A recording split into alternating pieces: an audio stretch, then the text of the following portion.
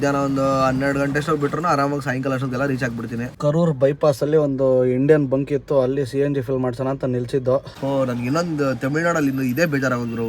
Karur bypass ಇಂದ ಹಿಡಿದು Salem toll ವರ್ಗು ನಾನ್ ಸ್ಟಾಪ್ ಚಚ್ಕೊಂಡ್ ಬಂದಿರೋದು ಅನ್ಕೊಂಡ್ರೆ ಎಲ್ಲೂ ನಿಲ್ಸಿಲ್ಲ. ಬೆಳಗ್ಗೆ ನಾಷ್ಟಕ್ಕೂ ಇಡ್ಲಿ ವಡೆ ದೋಸೆ. ಸೀರಿಯಸ್ ವರಸ್ಟ್ ಐತೆ ಅವರು ಮ್ಯಾನೇಜ್ಮೆಂಟ್ ಇದಂತೂ. ಕಮೆಂಟ್ ಹಾಕ್ರಿ ಎಷ್ಟಾಗೈತೆ ಅರ್ನಿಂಗ್ಸು ಅಂತ. ಆ ಕಮೆಂಟ್ನ ಪಿಂಗ್ ಮಾಡ್ತೀನಿ. ಎಲ್ಲ ಸ್ನೇಹಿತರ ಎಲ್ಲರಿಗೂ ಗುಡ್ ಮಾರ್ನಿಂಗ್.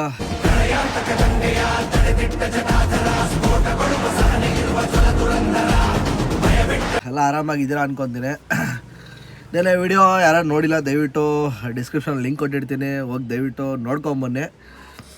ಬೆಳಗ್ಗೆನೇ ಎದ್ದು ಕರೆಕ್ಟಾಗಿ ಕಸ್ಟಮರೇ ಫೋನ್ ಮಾಡಿ ಎಬ್ಬಿಸಿದ್ರು. ಯಾಕಂದ್ರೆ ರಾತ್ರಿ ಕೇಳಿದ್ದೆ ಅವ್ರನ್ನ, ಮೇಡಮ್ ನೀವೆಲ್ಲ ಆಚೆ ಹೋಗೋದಿದ್ರೆ ಸ್ವಲ್ಪ ಹೇಳ್ಬಿಡಿ, ನಾನು ಆ ಟೈಮಿಗೆ ಎದ್ದೊಳ್ತೀನಿ ಅಂತ. ಇಲ್ಲ ಸರ್ ನೀವು ಆರಾಮಾಗಿ ಎದ್ದೊಳ್ಳಿ, ನಂದು ಮಧ್ಯಾಹ್ನ ಆಗುತ್ತೆ ಅಂತಂದರು. ಅದಕ್ಕೆ ನಾನು ಆರಾಮಾಗಿ ಒಂದು 8 ಗಂಟೆ ಅಷ್ಟೊತ್ತಿಗೆ ಎದ್ದೋಳೋಣ ಅಂತ 8 ಗಂಟೆಗೆ ಎದ್ದೋಳೋಷ್ಟೊತ್ತಿಗೆ ಅವರೇ ಫೋನ್ ಮಾಡಿದ್ರು 7:45 ಹಂಗೆ. ಸರ್ ಟಿಫನ್ಗೆ ಆಚೆ ಹೋಗ್ಬೇಕಾಗಿತ್ತು, ಬರ್ತೀರಾ ಅಂದರು. ಮೇಡಮ್ ನಾನು ಇವಾಗ ಇನ್ನೂ ಎದ್ದಿಲ್ಲ, ಎದ್ದೊಳ್ಬೇಕು, ಅದಕ್ಕೆ ಹೇಳೋದ್ನಲ್ಲ ರಾತ್ರಿ ಅಂತಂದೆ. ಹೌದಾ ಸರಿ ಸರ್ ಮಲ್ಕೊಳ್ಳಿ ಪರವಾಗಿಲ್ಲ, ನಾನು ಆಚೆ ನಾನೇ ಮಾಡ್ಕೊಂಬರ್ತೀನಿ ಅಂದರು. ಆ ಕೈಂಡ್ನೆಸ್ಗೆ ತುಂಬ ಥ್ಯಾಂಕ್ ಯು. ಹಾಗಾದ್ರೆ ಕಸ್ಟಮರ್ ನಮಗೊಂದು ಹೇಳ್ಬೇಕಲ್ಲ, ಹೇಳ್ಬಿಡಿ ನಾವು ಆ ಟೈಮ್ಗೆ ಎದ್ಬಿಡ್ತಾಯಿದ್ರಿ. ಬಟ್ ಅವರು ಹೇಳಿರಲಿಲ್ಲ, ಸಡನ್ನಾಗಿ ಫೋನ್ ಮಾಡಿದಾಗ ಹಿಂಗಂದೆ. ನಾನು 1/2 ಅವರ್ 3/4 ಅವರಲ್ಲೆಲ್ಲ ರೆಡಿಯಾಗಿ ಬಂದು ಮತ್ತೆ ಫೋನ್ ಮಾಡಿದೆ. ಇಲ್ಲ ಸರ್ ನಮ್ದೆಲ್ಲ ಬ್ರೇಕ್ಫಾಸ್ಟ್ ಎಲ್ಲ ಆಯಿತು, ನೀವು ಮಾಡ್ಕೊಂಬನ್ನಿ ಅಂತಂದರು. ನಾನು ರೆಡಿ ಆಗಿ ಶರ್ಟ್ ಗಿಡೆಲ್ಲ ಚೇಂಜ್ ಮಾಡಿಕೊಂಡು ಹೋಗಿ ನಾಷ್ಟ ಎಲ್ಲ ಮುಗಿಸ್ಕೊಂಬಂದೆ. ಅದೇನು ವೀಡಿಯೋ ಶೂಟ್ ಮಾಡೋಕ್ಕಾಗಲಿಲ್ಲ, ಯಾಕಂದರೆ ಸ್ವಲ್ಪ ಅರಿಬರಿಲ್ಲ, ಹೊಟ್ಟೆ ಸಿಕ್ಕಾಪಟ್ಟೆ ಇಷ್ಟಾಯಿತು. ನಾಷ್ಟ ನೈಟ್ ಬರೋ ಲೈಟಾಗಿ ತಿಂದಿದ್ದೀನಿ ನಾನು. ಹೋಗಿ ಒಂದು ಒಳ್ಳೆ ಪೂರಿ ಗಿರಿ ತಿಂದ್ಕೊಂಡು, ಇಲ್ಲ ಅಪರೂಪ ಅಂದ್ಕೊಳ್ಳಿ. ನನಗೆ ಇನ್ನೊಂದು ತಮಿಳ್ನಾಡಲ್ಲಿ ಇನ್ನೂ ಇದೇ ಬೇಜಾರಾಗೋದ್ರು. ಬೆಳಗ್ಗೆ ನಾಷ್ಟಕ್ಕೂ ಇಡ್ಲಿ ವಡೆ ದೋಸೆ ಪೂರಿ, ಇಡ್ಲಿ ವಡೆ ಇಲ್ಲಾಂದರೆ ಪೊಂಗಲ್ಲು ಇದೆ, ನೈಟ್ಗೂ ಇದೇ ಇರುತ್ತೆ ಎಲ್ಲ ಕಡೆ. ಅದಕ್ಕೆ ಬೇಸತ್ತು ಹೋಗ್ಬಿಟ್ಟಿತ್ತು. ನೆನ್ನೆ ಅದು ಸ್ಕಂದಾಸ್ ಅಂದ್ಬಿಟ್ಟು ಯಾವುದೋ ಒಂದು ವೆಜ್ ರೆಸ್ಟೋರೆಂಟ್ಗೆ ಮಧ್ಯಾಹ್ನ ಊಟಕ್ಕೆ ಹೋಗಿದೆ. ಅಲ್ಲಿಗೆ ಹುಡುಕೊಂಡು ನಡ್ಕೊಂಡೋಗಿ ಬ್ರದರ್ ಪೂರಿ ಐತೆ ಅಂತ ಕೇಳಿಕೊಂಡು ಪೂರಿ ಆರ್ಡರ್ ಮಾಡಿ ಪೂರಿ ತಿಂದ್ಕೊಂಡು ವಾಪಸ್ ಬಂದಿದ್ದು. ಒಂದು ಸ್ವಲ್ಪ ನೆಮ್ಮದಿ ಸಮಾಧಾನ ಆಯಿತು, ನೆಮ್ಮದಿನ ಆಯಿತು, ಏನೋ ತಿನ್ನಲ್ಲಪ್ಪ ನಾಷ್ಟ ಅಂತ. ರಾತ್ರಿನೂ ದೋಸೆನೇ ತಿಂದಿದ್ದು, ಅದಕ್ಕೇ ಬೇಸತ್ತೋಗಿತ್ತು. ಒಂದು ಒಳ್ಳೆ ನಾಷ್ಟ ಮಾಡಿಕೊಂಡು ಇವಾಗ ಗಾಡಿಯಲ್ಲೇ ಕೂತ್ಕೊಂಡು ಟೈಮ್ ಪಾಸ್ ಮಾಡ್ತಾಯಿದ್ದೀನಿ. Customer waiting. ಏನು ಕಸ್ಟಮರ್ ಏನೋ ಬರ್ತೀನಿ ಅಂತ ಏನೂ ಹೇಳಲಿಲ್ಲ. CNG ಬೇರೆ 3/4 ಟ್ಯಾಂಕ್ ಆಗ್ತಾ ಬರ್ತಾಯಿದೆ. ಇನ್ನು 4 ಪಾಯಿಂಟ್ ಅಷ್ಟೇ ಇರೋದು CNG. Petrol low fuel ತೋರಿಸ್ತೈತೆ.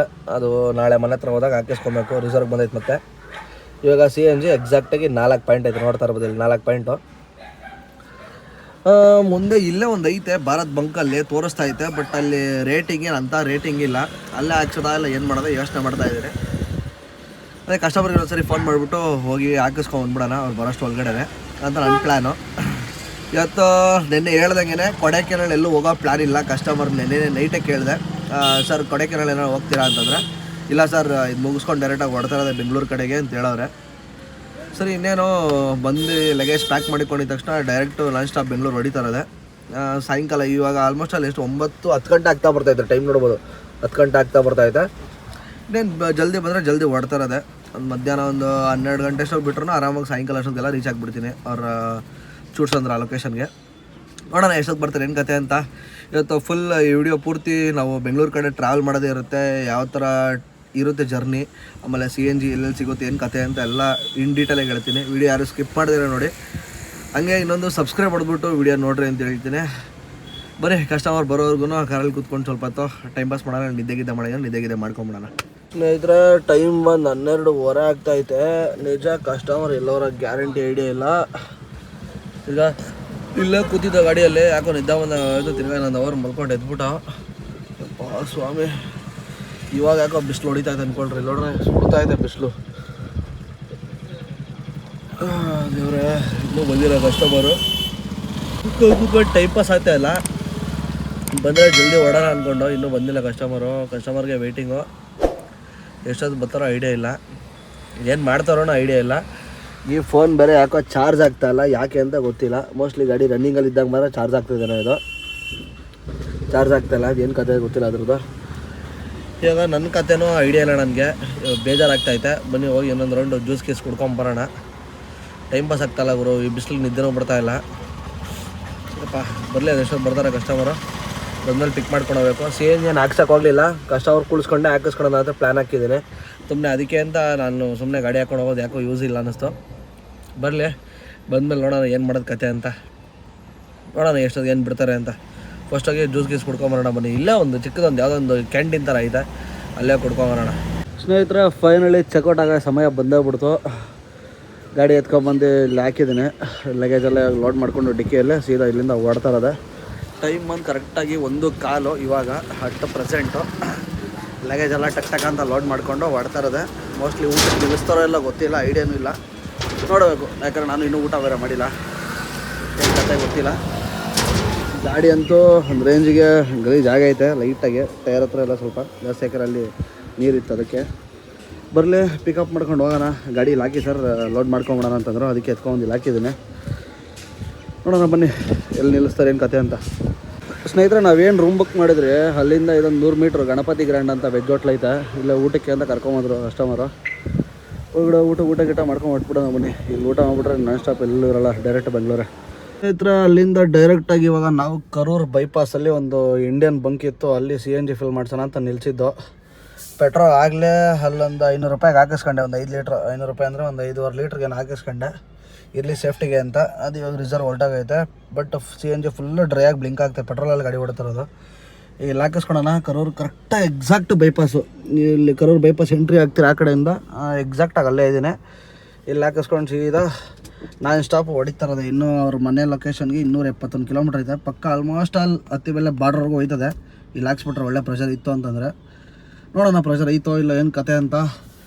ಬನ್ನಿ ಹಾಕಿಸ್ಕೊಂಡು ಹೋಗೋಣ. ನಾನು ಹಿಂದೆ ನೋಡಿ ಎಷ್ಟು ಗಾಡಿಗಳು ನಿಂತವೆ, ನಿಂತವೆ ಗಾಡಿಗಳು.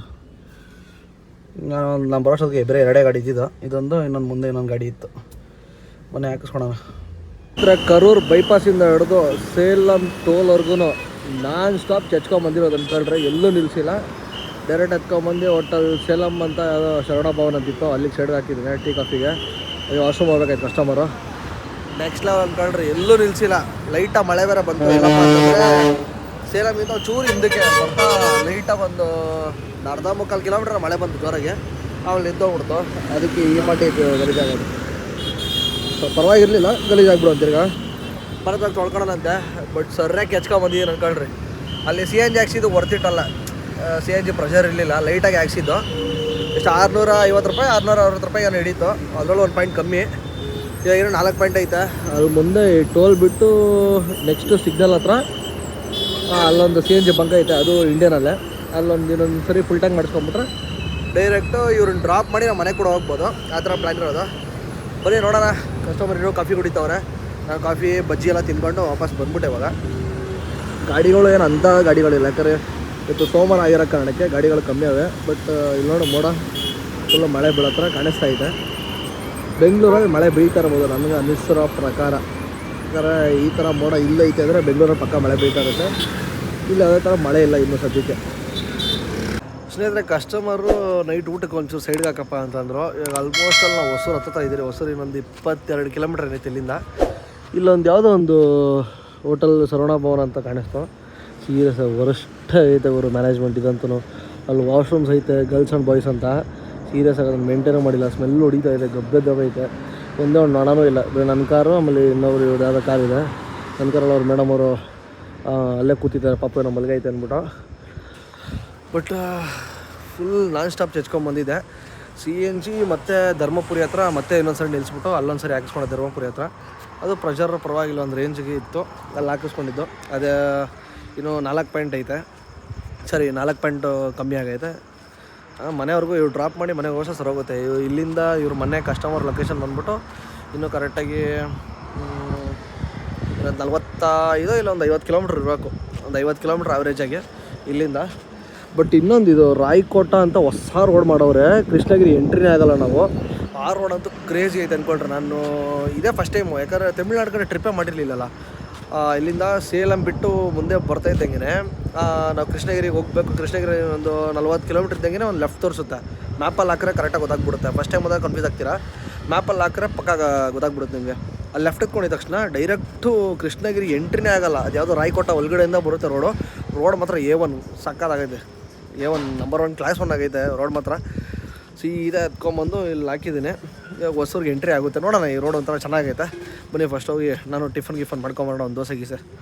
ಟೈಮ್ ನೋಡ್ತಾ ಇರ್ಬೋದು 12:51. ನಾನು ಬಂದು ಹತ್ತತ್ರ 3/4 ಗಂಟೆ ಆಯಿತು. ನಾನು ಕರೆಕ್ಟಾಗಿ 12 ಗಂಟೆಗೆ ಬಂದಿದ್ದು ನಾನು. ಅಯ್ಯಪ್ಪ 12 ಗಂಟೆಗೆ ಬಂದು ಸಾಕಾಗೋಯ್ತು. ಮನೆಯವ್ರನ್ನ ಎಬ್ಬರಿಸಿ ನೀರಿಗೆ ತೊಗೊಂಡು ನೀರಿಗೆ ಕುಡ್ಕೊಂಡು ಗಾಡಿಯಲ್ಲಿ ಬಟ್ಟೆಗಳು ಸ್ವಲ್ಪ ವಾಷಿಂಗ್ ಹಾಕ್ಬಿಟ್ಟು ಅಂದರೆ ಎಲ್ಲ ಕೆಳಗಡೆ ಅಲ್ಲಿ ಡಂಪ್ ಮಾಡಿಬಿಟ್ಟು ಬಂದು ಇಲ್ಲಿ ವಿಡಿಯೋ ಶೂಟ್ ಮಾಡ್ತಾಯಿದ್ದೀನಿ. ನಮ್ಮ ಬಲರಾಮನ್ನ ಸೇಫಾಗಿ ಕರ್ಕೊಂಬಂದು ಇಲ್ಲಿ ನಿಲ್ಸಿದ್ದೀನಿ. ಏನಪ್ಪ ಲೈಟ್ ಆಫ್ ಆಗ್ಬಿಟ್ಟಿದ್ದಿಲ್ಲ, ಎಲ್ಲ ಮಲ್ಗೋರೆ. ಅಲ್ಲಿ ನಿಲ್ಸಿದ್ದೀನಿ ಸೇಫಾಗಿ ಅವನ್ನ, ಅಲ್ಲವನೇ ಆರಾಮಾಗಿ ಇಲ್ಲಿ ನೋಡ್ತಾ ಇರ್ಬೋದು. ಬೆಳಗ್ಗೆ ಎದ್ದು ಕ್ಲೀನ್ ಮಾಡ್ಕೊಳೋಣ. ಸ್ನೇಹಿತರೆ, ಇನ್ನೊಂದು ವೀಡಿಯೋ ಎಂಡ್ ಮಾಡೋಕ್ಕಿಂತ ಮುಂಚೆ ನಾನು ಎಕ್ಸ್ಪೆನ್ಸ್ ಹೇಳೋದು ಮರ್ತ್ಬಿಟ್ಟಿದ್ದೆ, ಅದಕ್ಕೆ ಸೆಂಟ್ರಲ್ಲಿ ಆ್ಯಡ್ ಮಾಡಿದೆ ಇನ್ನು ಕ್ಲಿಪ್ನ. ಇದನ್ನು ಟೋಟಲ್ ಇವತ್ತು ನನ್ನ ಟ್ರಿಪ್ಪಿನ ಎಕ್ಸ್ಪೆನ್ಸ್ ಎಷ್ಟಾಯ್ತಪ್ಪ ಖರ್ಚು ಅಂತಂದರೆ, ಇದರ ಪೆಟ್ರೋಲು CNG ಇವೆರಡು ಸೇರಿ ಎಷ್ಟಾಗಿರ್ಬೋದು ಈ ಟ್ರಿಪ್ಪು ಎರಡು ಸಿಕ್ಕಿ ಅಂತಂದರೆ 3,500, ಕರೆಕ್ಟಾಗಿ 3,501 ರೂಪಾಯಿ ಆಗೈತೆ. ಅಂದರೆ CNG ಟೋಟಲಾಗಿ 4 ಫುಲ್ ಟ್ಯಾಂಕ್ ಹಾಕ್ಸಿರೋದು, 4 ಫುಲ್ ಟ್ಯಾಂಕು. ಒಂದು ಕಾಟಮಲ್ಲೂರಲ್ಲಿ, ಇನ್ನೊಂದು ಬಂದ್ಬಿಟ್ಟು ಯಡಿಯೂರ ಹತ್ರ, ಈರೋಡ್ ಹತ್ರ. ವಾಪಸ್ ಬರಬೇಕಾದ್ರೆ ನಾವು ಬೇರೆ ರೂಟಲ್ಲಿ ಬಂದಿದ್ದು, ನಾಮಕ್ಕಲ್ಲು ಆ ಕಡೆಯಿಂದ ಬಂದಿದ್ದು, ನಾಮಕ್ಕಲ್ಲು ಸೇಲಂ ಈ ಕಡೆಯಿಂದ ಬಂದಿದ್ದು. ಅದಕ್ಕೆ ಅಲ್ಲಿ 2 ಫುಲ್ ಟ್ಯಾಂಕ್ ಹಾಕ್ಸಿದ್ದು. ಇನ್ನೊಂದು ಪೆಟ್ರೋಲು 540 ರೂಪಾಯಿಗೆ ಹಾಕ್ಸಿದೆ ಎಕ್ಸ್ಟ್ರಾ ಇರಲಿ ಅಂತ. ಅದಾದ್ರೂ ಇವಾಗ ರಿಸರ್ವ್ಗೆ ಬಂದೈತೆ. ಟೋಟಲ್ ನನ್ನ ಎಕ್ಸ್ಪೆನ್ಸ್ ಖರ್ಚು ಈ ಟ್ರಿಪ್ ಎರಡು ಸಿದ್ದು 3,501 ರೂಪಾಯಿ, ಅಂದರೆ 3,500. ಒಂದು 840 ಕಿಲೋಮೀಟ್ರ್ ಓಡೋಕ್ಕೆ ಗಾಡಿಗೆ ಎಷ್ಟು 3,500 ಖರ್ಚು ಬಂದೈತೆ ನಂದು. 840 ಕಿಲೋಮೀಟ್ರ್ ಟೋಟಲಾಗಿ ಗಾಡಿ ಓಡಿರೋದು ಅಪ್ ಆ್ಯಂಡ್ ಡೌನು. ಅದಕ್ಕೆ 800 ಚಿಲ್ಲರೆ ಎಲ್ಲ, ಕರೆಕ್ಟಾಗಿ 800 ಕಿಲೋಮೀಟ್ರ್, 40 ಕಿಲೋಮೀಟ್ರ್ ಬಿಟ್ಬಿಟ್ರೆ 40 ಕಿಲೋಮೀಟ್ರ್ ಎಕ್ಸ್ಟ್ರಾ ಸೇರಿಸಿರೋದು. 800 ಕಿಲೋಮೀಟ್ರಿಗೆ 3,500 ಕೊಡ್ದೈತೆ ಪೆಟ್ರೋಲ್ ಮತ್ತು CNG. ಇದು ನನ್ನ 2 ಸಿದ್ದು ಎಕ್ಸ್ಪೆನ್ಸು. ಈ ಲಾಗು ಇಲ್ಲಿಗೆ ಎಂಡ್ ಮಾಡೋ ಸಮಯ ಬಂತು. ಎಷ್ಟು ಕಿಲೋಮೀಟ್ರ್ ಹೊಡೈತಪ್ಪ ಗಾಡಿ ಅಂತ ನೀವೆಲ್ಲ ಕೇಳಿದ್ರೆ, ಕಸ್ಟಮರು 2 ಸೈಡ್ದು ನಾನು ಕೊಡ್ತಾರೆ ಅಪ್ ಆ್ಯಂಡ್ ಡೌನ್ ಅಂದ್ಕೊಂಡಿದ್ದೆ, ಇಲ್ಲ 1 ಸೈಡ್ದೆ ಮಾತ್ರ ಕೊಟ್ಟಿದ್ದು. ಟೋಟಲಾಗಿ 840 ಕಿಲೋಮೀಟ್ರ್ ಗಾಡಿ ಓಡೈತೆ. ಪ್ಲಸ್ 840 ಕಿಲೋಮೀಟ್ರ್, 40 ಕಿಲೋಮೀಟ್ರ್ ಮಾತ್ರ 8 ಕಿಲೋಮೀಟ್ರ್ ಹೊರಟೋದು ಗಾಡಿ, ಇನ್ನು 40 ಕಿಲೋಮೀಟ್ರ್ ಸೇರಿಸಿ ಕೊಟ್ಟಿರೋದು. ಯಾಕಂದ್ರಪ್ಪ ಅಲ್ಲಿಂದ ಬಂದಿದ್ದೀನಲ್ಲ ಅಂತ. ಟೋಟಲಾಗಿ 800 ಕಿಲೋಮೀಟ್ರ್, 840 ಹಾಕ್ಕೊಳ್ರಿ, 840 × 15. ಅದಾದಮೇಲೆ 500 ರೂಪಾಯಿ ಡ್ರೈವರ್ ಬಟ್ಟ. ಟೋಟಲಾಗಿ 3 ಬಟ್ಟ ಬಂತು, ಯಾಕಂದ್ರೆ ಲೇಟ್ ನೈಟ್ ಆಯ್ತಲ್ಲ, ಅದು ಆ ಕಾರಣಕ್ಕೆ 3 ಬಟ್ಟ ಬಂತು. ಅದಾದಮೇಲೆ ಟೋಲು TP 2 ಸಪ್ರೇಟು. ಎಲ್ಲ ಕ್ಯಾಲ್ಕುಲೇಟ್ ಮಾಡಿಬಿಟ್ಟು ನೀವೇ ಕಮೆಂಟ್ ಸೆಕ್ಷನಲ್ಲಿ ಕಮೆಂಟ್ ಹಾಕ್ರಿ ಎಷ್ಟಾಗೈತೆ ಅರ್ನಿಂಗ್ಸು ಅಂತ. ಆ ಕಮೆಂಟ್ನ ಪಿಂಗ್ ಮಾಡ್ತೀನಿ. ಓಕೆ ಫ್ರೆಂಡ್ಸ್, ಈ ಲಾಗು ಸ್ವಲ್ಪ ಚಿಕ್ಕದಾದ್ರೂ ಇನ್ಫಾರ್ಮೇಟಿವ್ ಐತೆ ಅನಿಸುತ್ತೆ. ಹಂಗೆ ಅನಿಸಿದ್ದಲ್ಲಿ ದಯವಿಟ್ಟು ಒಂದು ಲೈಕ್ ಮಾಡಿ, ಶೇರ್ ಮಾಡಿ, ಇದೇ ಥರ ಸಪೋರ್ಟ್ ಮಾಡ್ತಾರೆ ಅಂತ ಹೇಳ್ತಾ ಈ ಲಾಗ್ ಇಲ್ಲಿಗೆ ಎಂಡ್ ಮಾಡೋ ಸಮಯ. ಎಲ್ಲರಿಗೂ ಟೇಕ್ ಕೇರ್, ಟಾಟಾ, ಬಾಯ್ ಬಾಯ್. ಸಿಗೋಣ ಮತ್ತೊಂದು ವಿಡಿಯೋಲ್ಲಿ.